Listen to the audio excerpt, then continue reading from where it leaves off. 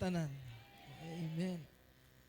Sa dili pa ta moadto sa pulong sa Ginoo, I would like to welcome some first-timers na adiri karon. Si Jubilin Rina Ribuyas ug si Aya May Lauron taga Matinud-anon. Ato silang patindugon. Asa man sila?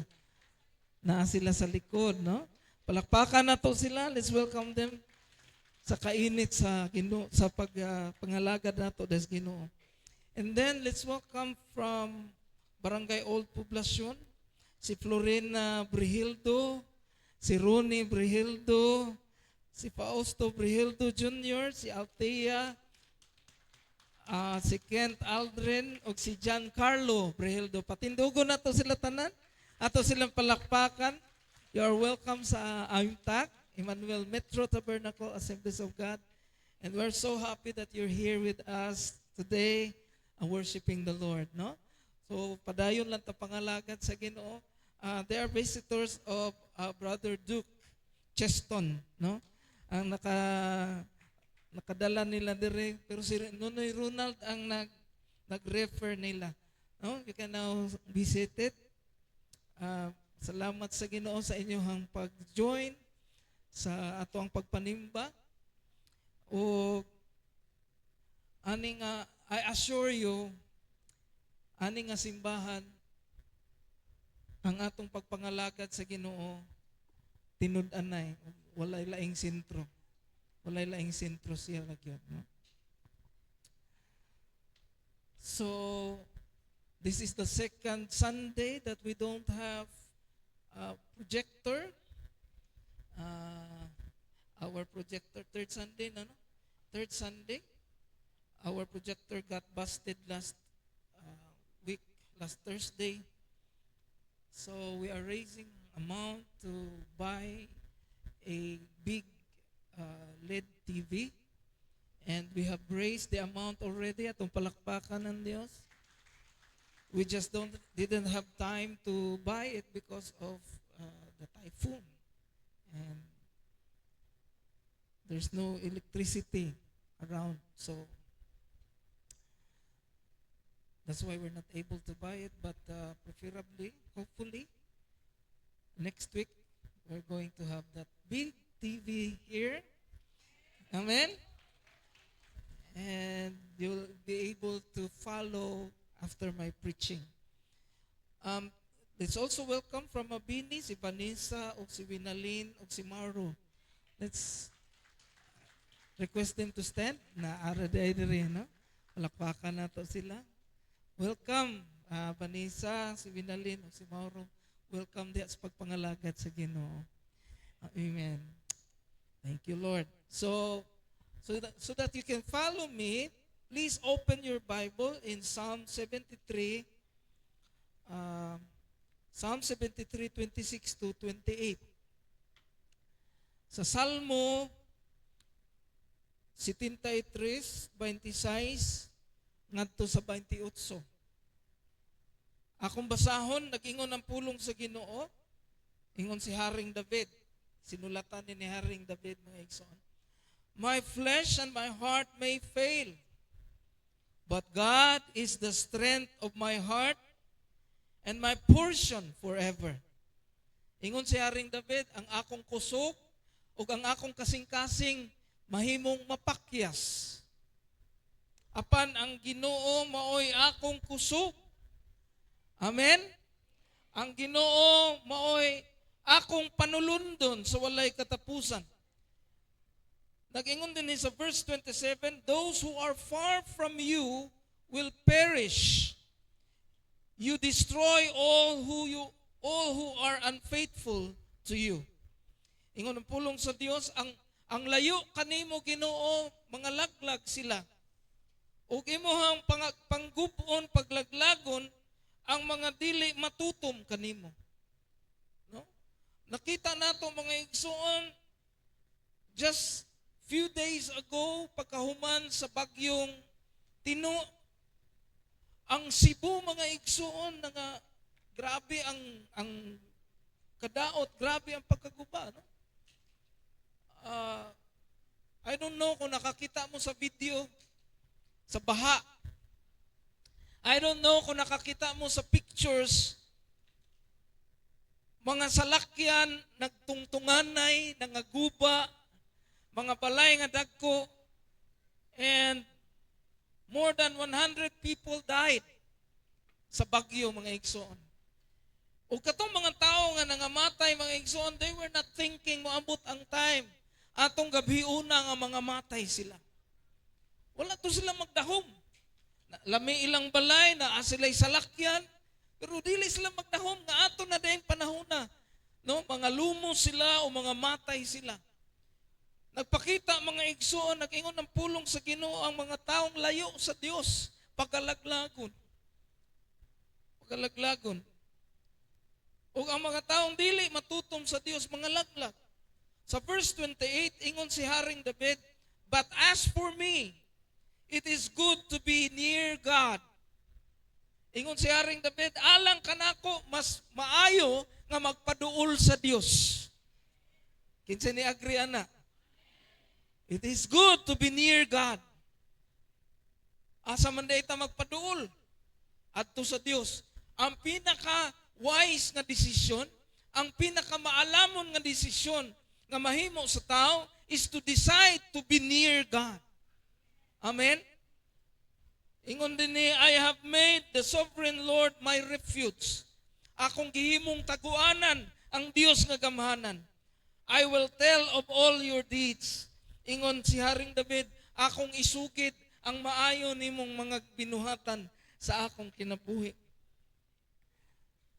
Recent events in our country, such as earthquakes and typhoons, no? Bag-o lang ang mga linog nagpasunod, and then karon ang bagyo na pud mga igsuon. Kapantay mo si bagyong uwan, walay uwan, no?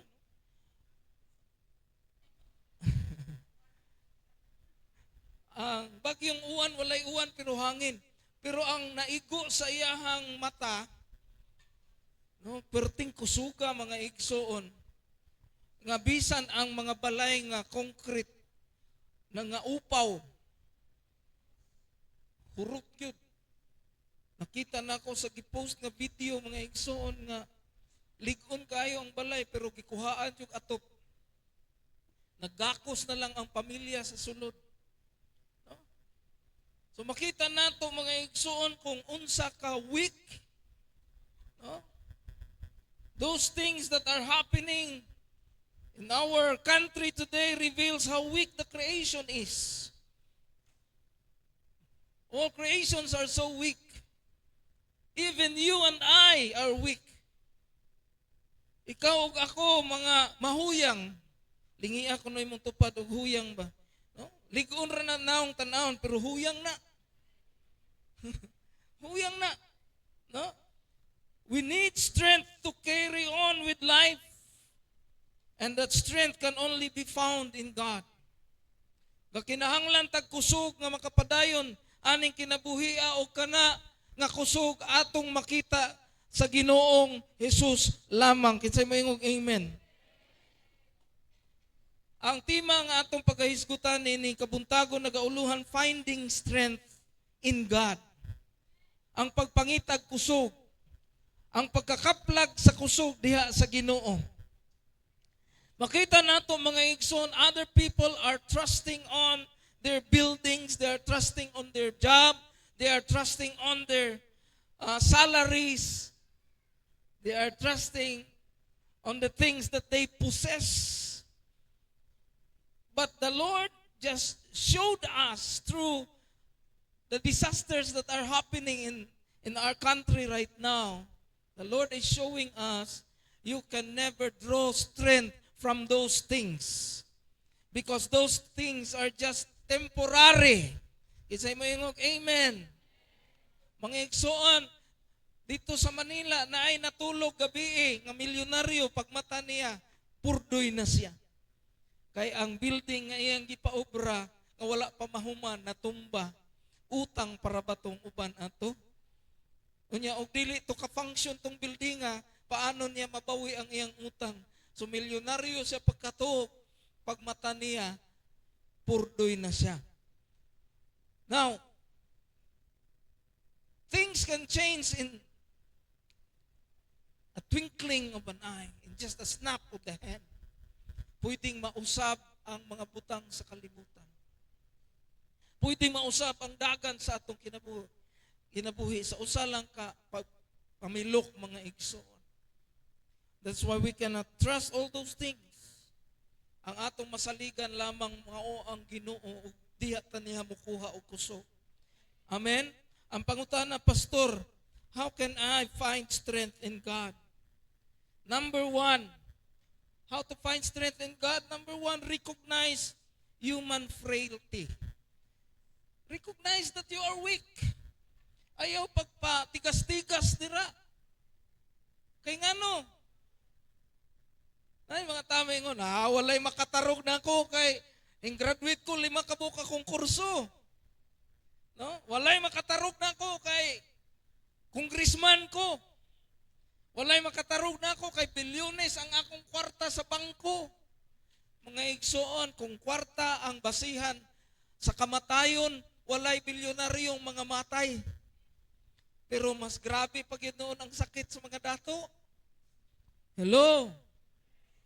Di ba kabantay mo? Ang pobre nga naghigda diha sa flyover dito sa Manila, kadaadto na ko, makita na ko ang pobre nga walay ligo-ligo ang iyahang buhok mga igsoon, nagpilit na pero buhi ra gihapon. Ang mga dato nga naghigda sa waterbed, aircon ang balay, may sakit na cancer o naggasto sila o milyones para mabuhi. Nakita ninyo mga igsoon ang kamatuoran sa kinabuhi sa tao? Lingi ay mong tupad, inaayaw salik sa imuhang kusog. Oh? Ingon si Haring David, hari na ni siya ha. Si Haring David, siya ang nagpatay sa giant na si Goliath. David is the person, a young man, who killed Goliath when he was very frail because he drew his strength from God. Amen?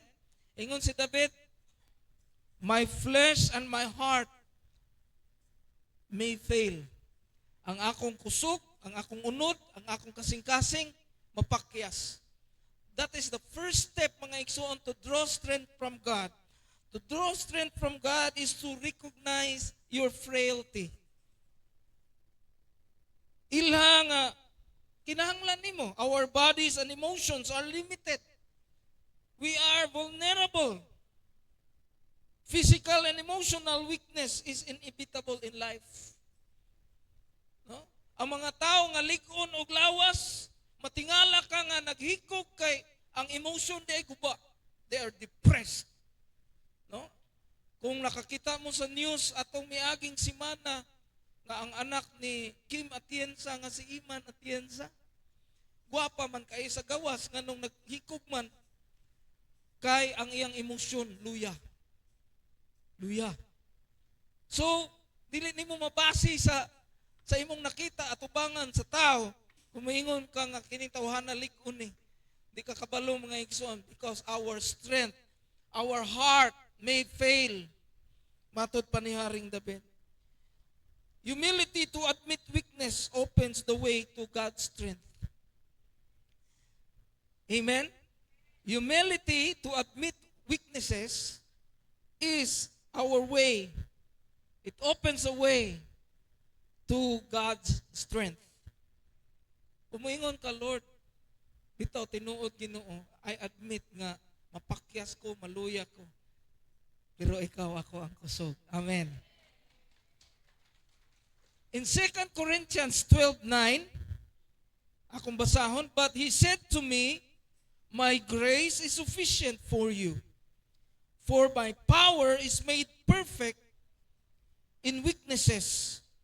Therefore, I will boast all the more gladly about my weaknesses, so that Christ's power may rest on me. Ingon si Pablo mga igsoon, kay naay gipangamuyo si San Pablo, si Apostol Pablo, nangamuyo siya sa Ginoo nga ayuhon ang iyang sakit. Pero 3 times wala ayuha sa Ginoo ang iyang sakit. Pero si Apostol Pablo, kung moagi siya mga igsuon sa mga taong masakiton, ang maagian sa iyang anino maayo. Ang mahaplasan sa iyang panyo. For example, nanrapo si Apostol Paul. Unya iyang gitrapo, gipahid sa masakiton. Maayo ang masakiton. Pero siya mismo, aduna siya sakit nga dili maayo. Ingon siya sa Ginoo, Lord, ayuhan ni akong sakit. Pero ingon ang Ginoo, ang akong grasya supisyente para nimo. No? Ang akong gahom mahimong hingpit sa imong kaluyahon. Amen? Ang gahom sa Ginoo mahimong hingpit sa atong kaluyahon. Ingon siya, busa kung magpasigarbo ko, akong ipasigarbo ang akong kaluyahon. Kay diha sa akong kaluyahon ang gahom sa Ginoo mo tugdon, moabot sa akong kinabuhi. Muna ingon si King David, no? To draw strength from God, number 1, you must recognize human frailty. Ilham igsuon nga kinahanglan nimo ang kusog sa Ginoo. Amen. Number 2, rely on divine strength. Rely on divine strength. Ingon din ni si David, my strength, my flesh and my heart may fail, but God is the strength of my heart. Amen. Ibutang imong kamot sa imong dughan ing na God is the strength of my heart. Amen. God sustains us, our inner life, beyond physical limits. Kinsay nagtuong we are limited physically. We are physically limited. Ang ligon kayog lawas magkatigulang magkaluya no, kanang imuhang tupad sa una hugot kay nagpanit karon lingiay mong tupad, di ba, no? Murag amat-amat na tagpangunot. Ako gani mo atubang ko sa samin mga igsuon, mayan ko pamatyag na ako, batanon pa ko, pero pag atubang na ko sa samin, uy, naman dahi ko yung mga plates. No? Sa una, murag ubas o panit, karon murag na magpasas. Amat-amat. Naatay physical limitations. But it is God who sustains us with His strength. Ang Ginoo mo'y naghatag og kinabuhi sa matag adlaw. True strength comes by trusting God, not ourselves. Ang tinud-anay nga kusog makaabot pinaagi sa atong pagsalig sa Ginoo ug dili sa atong kaugalingon. Busa kuhitay mong tupad na partner. Ayaw salig anay mong kaugalingon. Salig sa Dios. Salig sa Dios. Pag-abot sa time nga kuhaon sa Ginoo ang tao, wala na gyud siya mahimo. In Isaiah chapter 40 verse 29, nagingon din, He gives strength to the weary and increases the power of the weak. Gitagaan niya kusog ang luyahon o gipakusgan niya ang mga walay umoy. Kinsay naghatag og kusog? Ang Dios. Divine strength. Unsay kinahanglanon nato pagkatubang ani ato ang calamity karon? Divine strength. Amen? Rely on divine strength. Do not rely on man's solutions. Ayaw salig sa mga solusyon sa tao. Dapat mo salig ka sa kusog sa Ginoo. I don't know kung naay nagsunod ninyo sa kanang si Andy Perez. He's a pastor from, I think he's from Nigeria. A pastor from Nigeria. September 13, ning prophesy siya that dili matapos ang bulan sa September, moabot ang bagyo.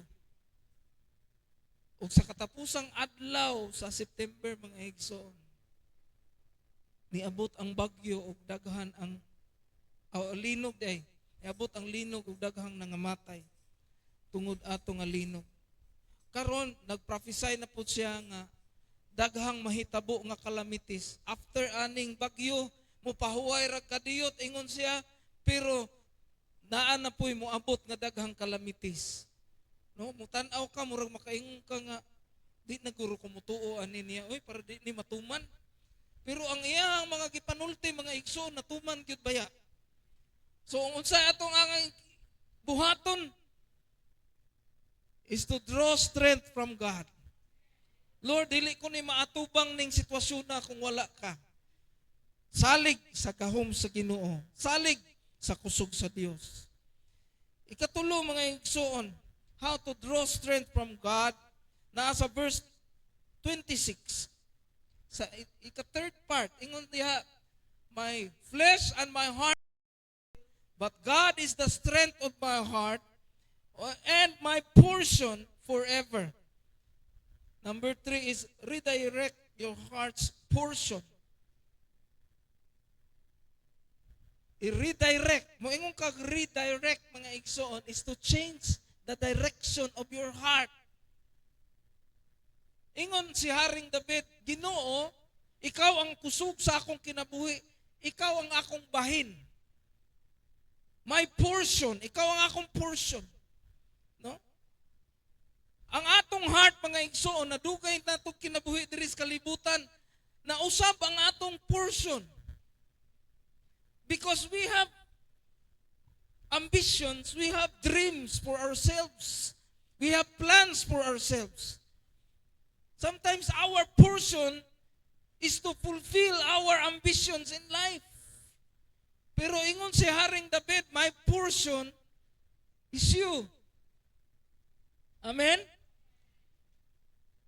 Kung diri ka mukuha og portion sa kalibutan mga igsoon, mawala ra ni tanang butang. Mahanaw ra ni.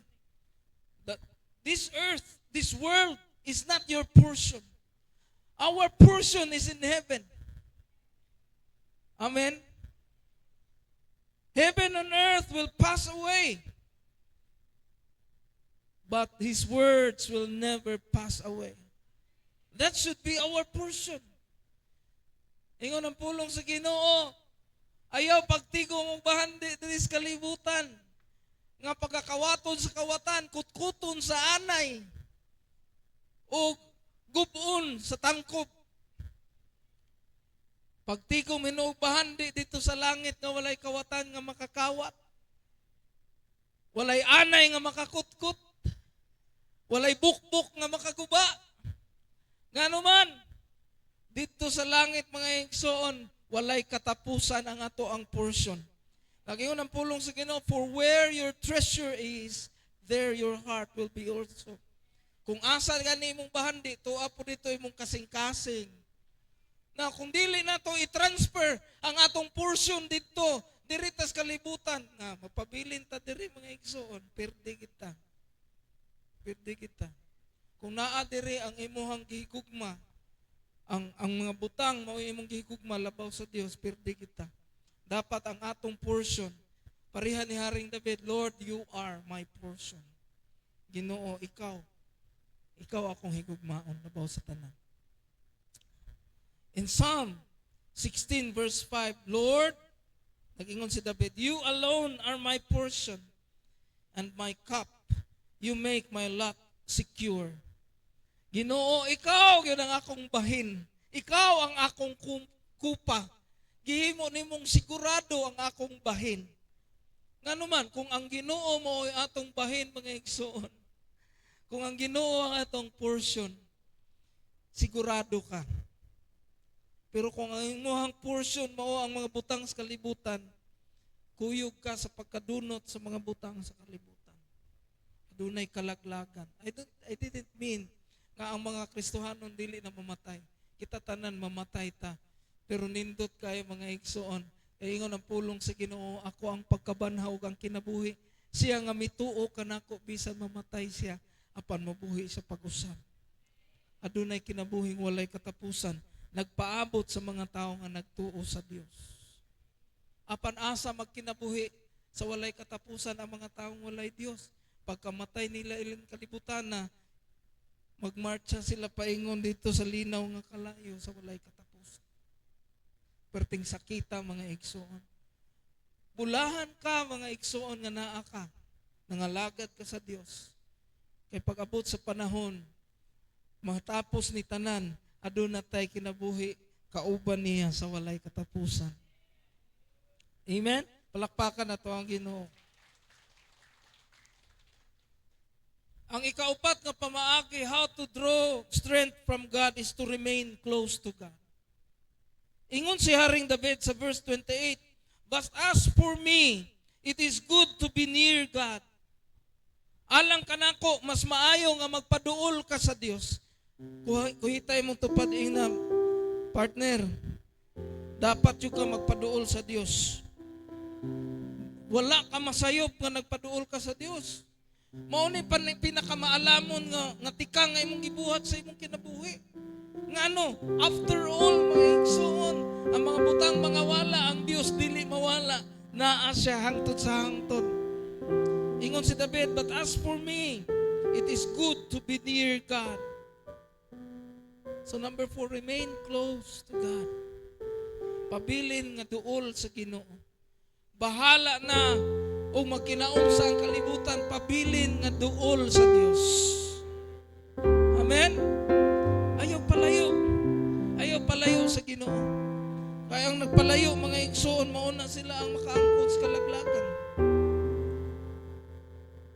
Pray, worship, and engage in fellowship to maintain closeness to God's people and to Him.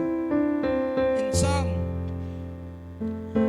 16 verse 11, you make known to me the path of life. You will fill me with joy in your presence, with eternal pleasures at your right hand. Ingon siya, imong gipahibalo kanako ang dalan sa kinabuhi. Imong gipuno ang akong kasing-kasing sa kalipay diha sa imong presensya. Asa ang kalipay? Naa sa presensya sa Ginoo. When you are close to God, ang kalipay nga tinud-anay naa sa presensya sa Ginoo. Murag buang ang mga tao pinangitag signal. Abot sa tino. Nagkantin-kantin ang mga tao dito. Nga naman. Tuwa dito. Boring ang life. Kung walay internet, life is so boring.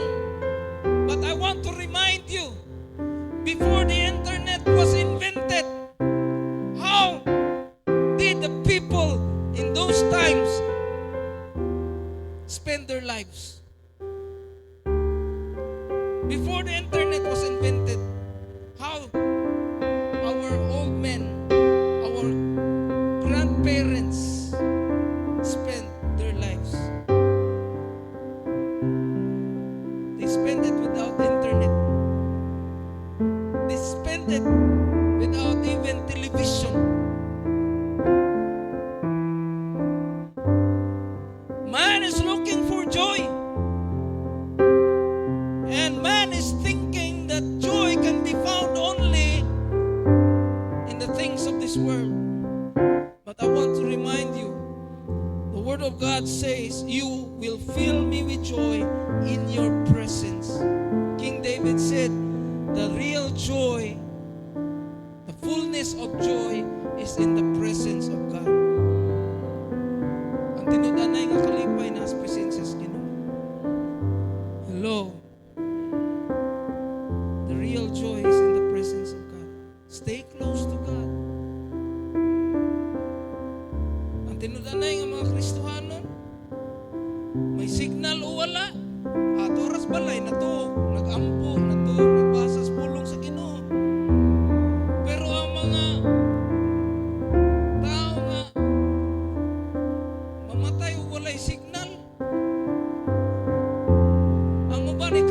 babaw sa lubi para makasend o comment.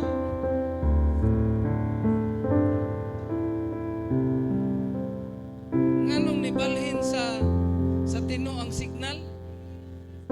Kay bagyong Tino.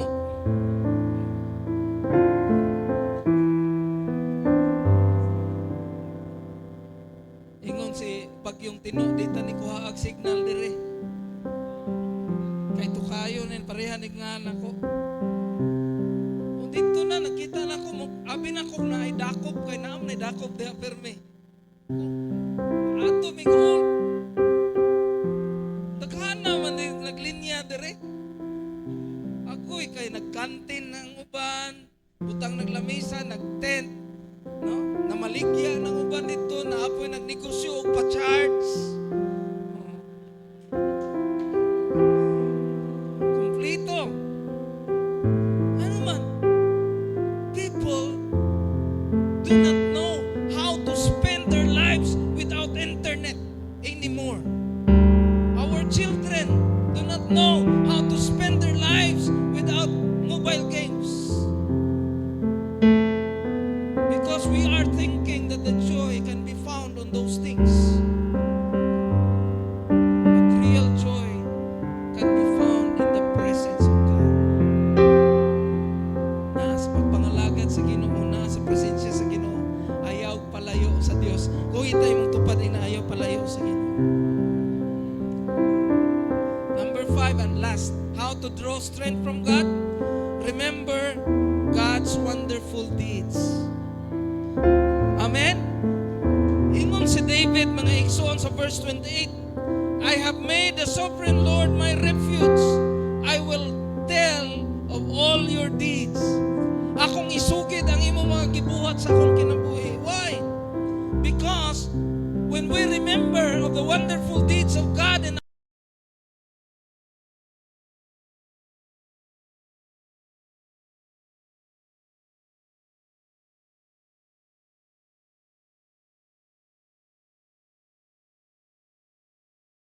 faithful.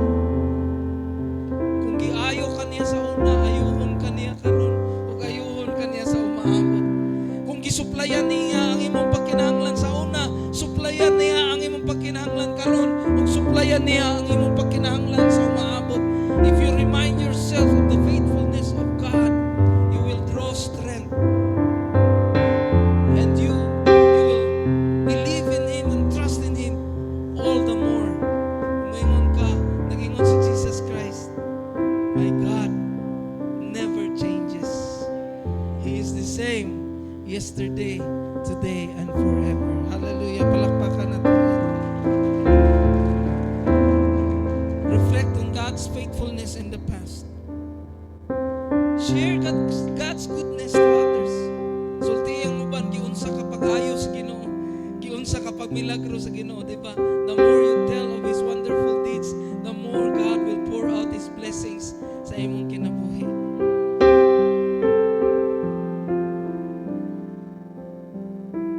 What God has done in the past will continue to assure you that He will do it again in the present and even in the future. What He has done in the past in your life is going to assure you that He will do it again. Amen? Kung gipanalaginan ka sa Ginoo sa una, panalaginan ka sa Ginoo karon, o panalaginan ka sa Ginoo sa umaabot. That's where we draw our strength. That's where we get our strength. Huwag dili sa mga butang sa kalibutan, mga igsoon. Shall we all stand?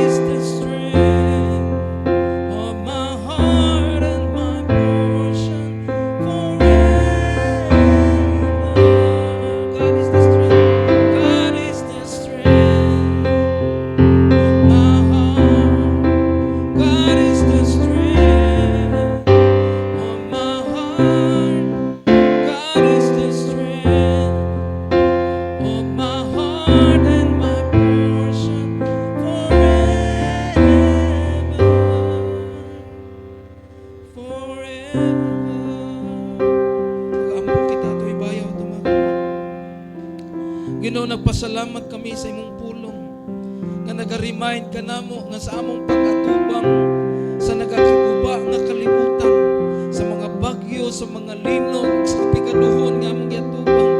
Wala kami laing source sa kusog gawas kanimo, Ginoo.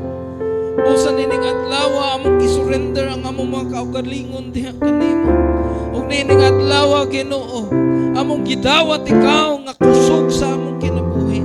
Adunay kaluwasan kanimo, adunay gahom diha kanimo, adunay kalipay diha kanimo. Salamat, Lord, nga ikaw magapanghikot sa kinabuhi sa tanang mga katawhan nga diha karon. Lord God, sa diha nga ilahang gibayaw ang ilang mga kamot, sila nagasurrender sa ilang mga kinabuhi ug nagaingon, Ginoo, ikaw lamang ang among kusog, ikaw lamang ang among paglaom. Salamat, Lord, nga ikaw nagahatag ka namo nining imong pulong, nga nagadasig ka namo ug nagahatag na namo kusog, Lord God, sa among pag-atubang niining nagakaguba ug nagakausad nga dagan sa kalibutan. We thank you, O God, for preserving your people. Thank you for your continuous protection and blessings and provision upon your people, O God. Salamat, Lord, sa among pagtipig sa imong pulong sa among kasing-kasing. Padayon usab ang imong gahom magalihok sa among kinabuhi. We give you all the honor and the glory for what you have done. In Jesus Christ's name, amen and amen. Magapanglingkod kita.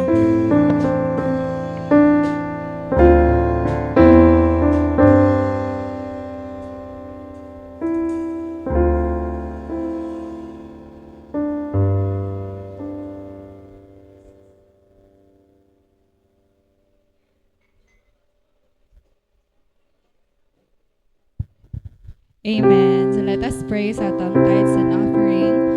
Indeed, God has been so great and faithful sa atong mga kinabuhi. No? Naanad na lang sa mga nga may kurinti. Kanang wala mo'y lingaw pa, mag-ihap na naman sa mga aeroplano nga moagi. Amen. Pero the joy of the Lord yun is our strength. No?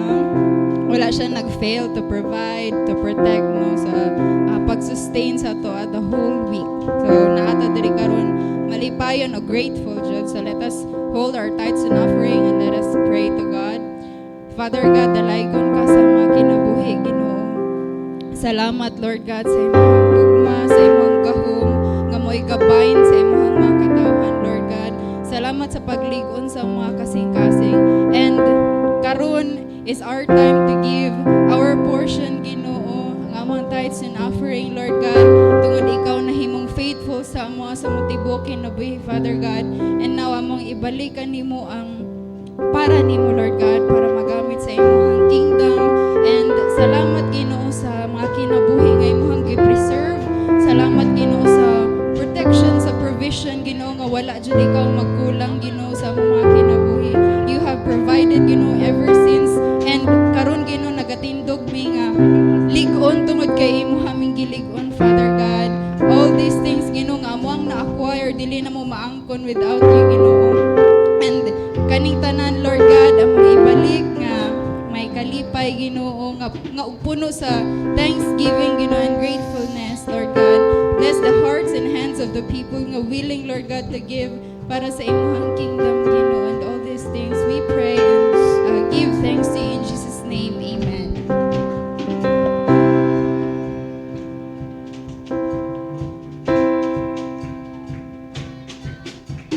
Praise the Lord, oh my soul. Praise the Lord, oh my soul.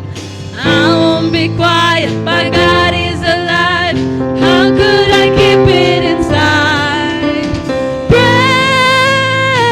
Praise the Lord, oh my soul.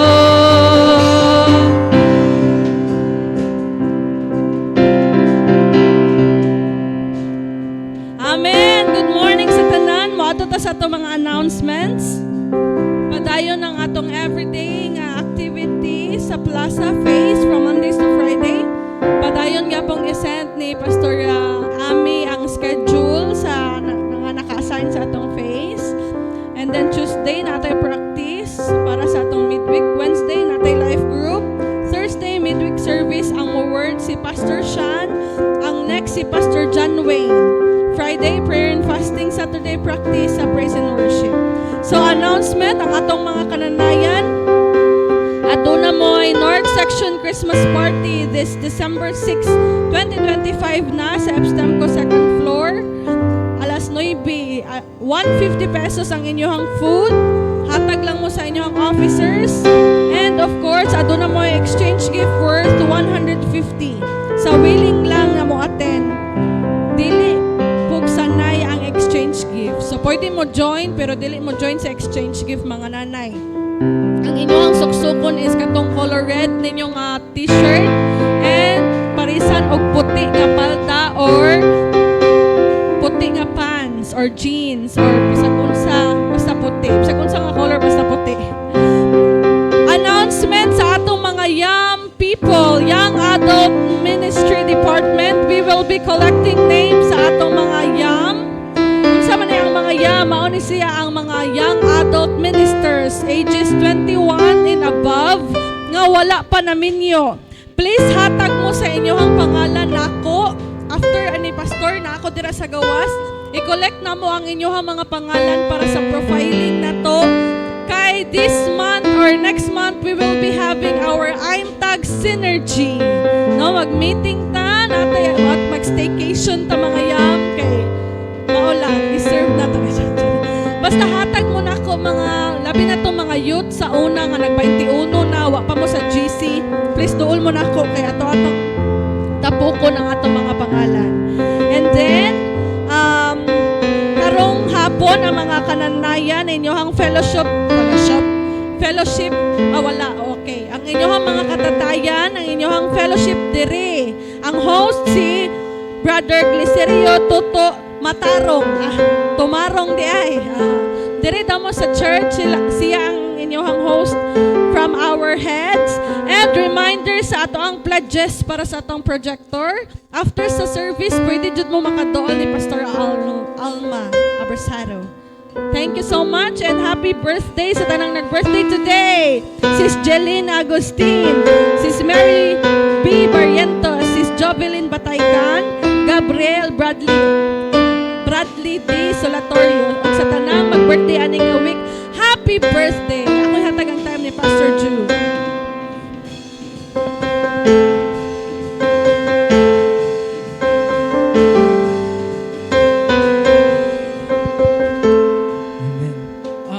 Pastors nga wala pa makabalik ang inyong forms, ihatag lang ni Pastor Alma ang forms sa renewal.